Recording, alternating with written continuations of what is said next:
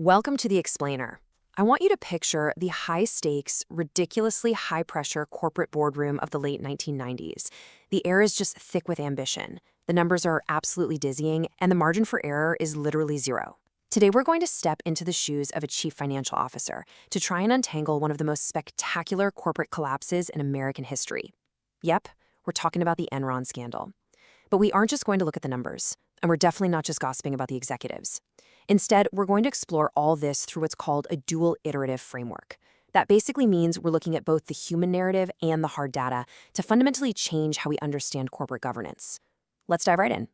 So here is our roadmap for today. First up, Iteration A, where we'll unpack the human drama and the company's culture of arrogance. Then we pivot to Iteration B, forensic accounting. That's where we'll really break down the raptor hedges, look closely at auditor conflicts of interest, and finally wrap up with some absolutely crucial governance and transparency lessons. All right, let's jump right into Iteration A, the human drama. You know, before a company's financials actually fail, its culture usually breaks down first. Our sources frame Enron's history so perfectly here. They call it a tragicomic story about deeply flawed people undone by their own arrogance and greed. And it started right at the top. You had Chairman Ken Lay, a guy who built this massive, glossy public image, always hobnobbing with political elites, but who was famously terrified of internal conflict. Alongside him, you had CEO Jeff Skilling. Skilling brought this incredibly brash, charismatic, and fiercely competitive style that totally remade the company. I mean, the guy was brilliant, sure, but he was also the kind of executive who proudly declared his own genius during a Harvard Business School interview. That kind of overwhelming hubris just trickled down, creating a toxic environment where asking basic, fundamental questions was treated as a sign of weakness. And when that kind of unchecked ego takes the wheel, the human consequences are, well, devastating. To really lock this critical concept into our memory, let's practice our shadowing. Say this core takeaway with me. Charismatic leaders induced blind obedience, creating a culture of corruption. Charismatic leaders induced blind obedience, creating a culture of corruption. So that begs the big question, right? How exactly did all that charismatic leadership mask a company that was fundamentally unstable? Well, the answer lies in the culture they engineered. Enron promoted a super competitive, cutthroat environment. They used this brutal employee review system that heavily rewarded aggressive dealmakers who, frankly, had absolutely zero real managerial experience. Meanwhile, Ken Lay's vanity and his desperate need to avoid unpleasant realities meant that as long as the stock price was ticking up, nobody wanted to look under the hood. They were basically selling a mirage of constant innovation to Wall Street, and that mirage became a mask that covered up massive, exponentially growing operational failures. To really master financial communication, you kind of have to learn how to translate corporate gossip into technical reality. So the narrative expression is pretty simple. They were hiding debt in secret partnerships. But the forensic expression for that exact same action, that's off-balance sheet prepay transactions. Bridging these two expressions is what gives you the actual authority to audit the real story. And that brings us smoothly right into Iteration B, forensic accounting. Okay, let's shift our perspective away from the executive suites and get down into the precise, highly regulated, and honestly fascinating world of financial forensics. Central to Enron's whole deception were special purpose entities, or SPEs, and the infamous raptor hedges.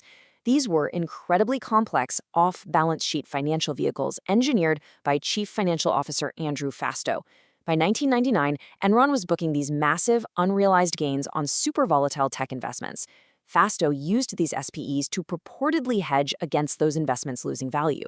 But in reality, he was just exploiting the ambiguity of an internal marketplace. This allowed Enron to essentially defer reporting its massive losses and keep its earnings looking artificially robust to the general public.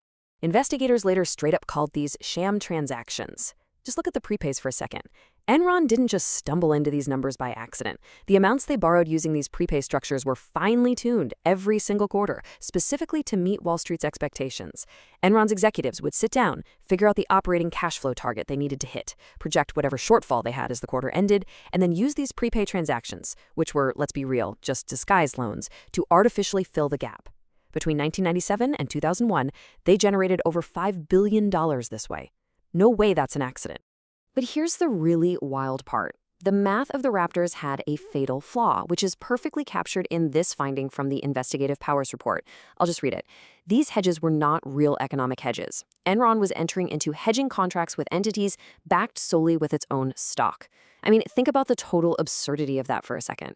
A true hedge requires an independent third party to actually take on some risk. But Enron, they were effectively hedging against a drop in their own stock price using entities that were capitalized by their own stock. It's like a snake eating its own tail. When Enron's stock eventually started falling, those SPEs obviously couldn't meet their obligations, and the entire house of cards just collapsed. Let's look at just how deep this rabbit hole really went.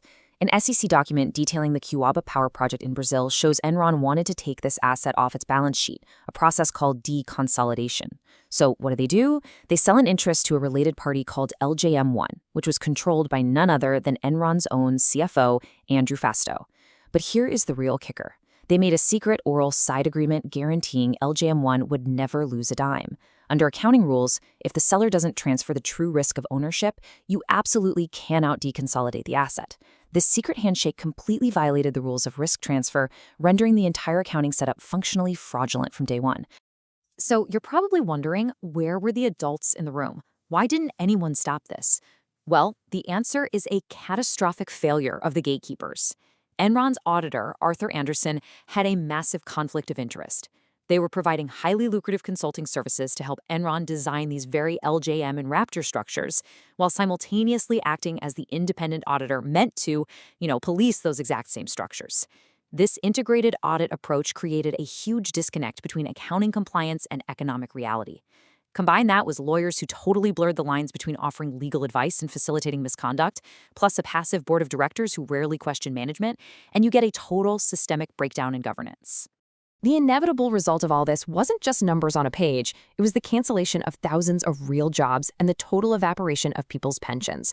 The unwinding of these toxic structures led to a staggering $60 billion loss in market capitalization. This is a forensic reality we really need to cement. Let's do some shadowing here. Repeat this with me. Enron faced significant financial difficulties systematically masked by deceptive accounting tricks.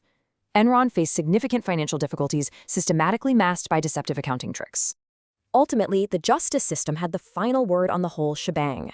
As Deputy Attorney General Paul McNulty stated, their efforts were protracted, deliberate, and dishonest. The root of the financial crime lay in the precise structuring of those off-balance sheet entities. Let's lock in this final core legal takeaway together with one last shadowing exercise. The lack of genuine outside equity at risk constituted intentional fraud. The lack of genuine outside equity at risk constituted intentional fraud. Which brings us to our final, somewhat provocative thought for today. We've looked at the arrogance and the ego. We've looked at the special purpose entities and the catastrophic auditor failures. So how does mastering both the human narrative and the technical forensics actually empower you to champion modern corporate governance?